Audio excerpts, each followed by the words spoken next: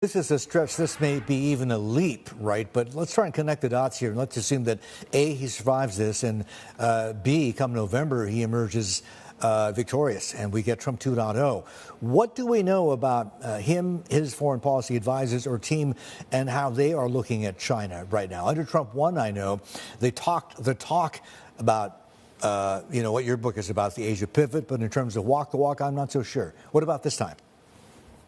Well, certainly by the end of the first Trump term, the paradigm was one of strategic competition with China. There was a much tougher approach to China on issues related to tariffs and export controls and the defense budget and so forth.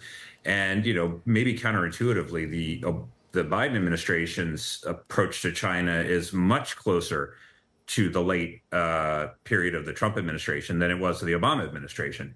So I think you would see a lot of continuity if there were another Trump administration. I think the biggest change would be on trade. Donald Trump was obsessed with the trade deficit with China. He tried to get China to buy lots of American soybeans and other products, and was willing to trade things for satisfaction on the trade deficit. And that hasn't really been the case under Biden. So that would be probably the biggest change.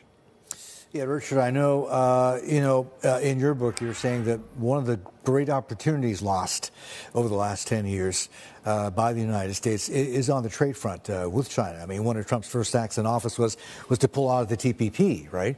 Under Trump 2.0, if that is what happens, right, is there any chance in hell that the U.S. would actually ever join the Senate TPP, CPTPP? I mean, every now and then I have a fever dream that Trump could do a Nixon to China on TPP if he's reelected and, sort of announce some cosmetic changes and say that this is fixed and is a great thing. This is kind of what happened with USMCA after NAFTA. But I think the reality is it's fairly unlikely, unfortunately. And it's a real handicap for the United States in its policy in Asia.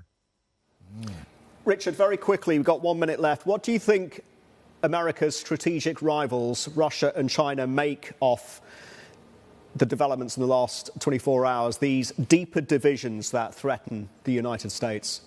And could they exploit them?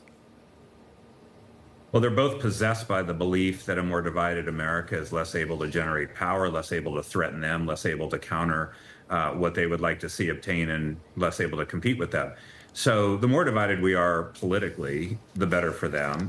They try to stoke those divisions through misinformation, cyber means, and other things like that. Sometimes we can be our own worst enemy in that regard. And a more unified America is an America better equipped to stand up to Russia and China. So I'm afraid the last 24 hours, they're probably pretty satisfied, but we'll see where this goes between now and November.